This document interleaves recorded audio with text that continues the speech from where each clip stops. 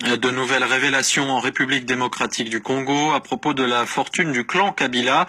Elles sont le fruit, ces révélations, d'un travail de l'agence Bloomberg qui s'est intéressé à Zoé Kabila, jeune frère du président Joseph Kabila, un homme de 38 ans, député, et qui a créé ou a eu des parts dans au moins une douzaine de sociétés.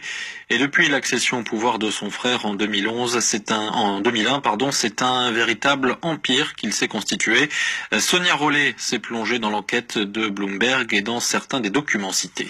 Zoé Kabila n'apparaît pas toujours sous son nom de député pour la société Number One Contracting et se présente, selon le journal officiel du 1er septembre 2004, sous le nom de Zoé Toilé. Francis Toilé était l'un des pseudonymes de son père, Laurent Désiré Kabila.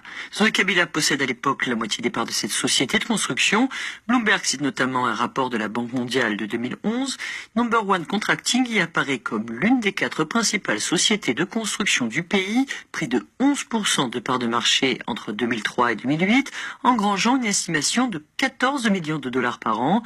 L'une des principales sociétés du député Zoé Kabila, et là il ne s'en cache pas, c'est Cocha Investment, qui a construit notamment l'hôtel de luxe de Mwanda, le Belvior, inauguré l'an dernier par son frère et président Joseph Kabila. Cocha Investment a pris des parts dans plusieurs sociétés au fil des années, comme la compagnie d'aviation Okapi Airlines, la chaîne de fast-food Nando. À travers i6 Congo, une autre entreprise, Cocha a obtenu un contrat de l'État en 2007 pour fabriquer des permis de conduire, mais le plus lucratif reste sans doute les contrats miniers. Bloomberg a documenté des relations d'affaires avec la société canadienne Ivanhoe, qui a raflé de nombreux contrats au Congo, ou encore avec Sicomine, le méga projet minier de 3 milliards de dollars.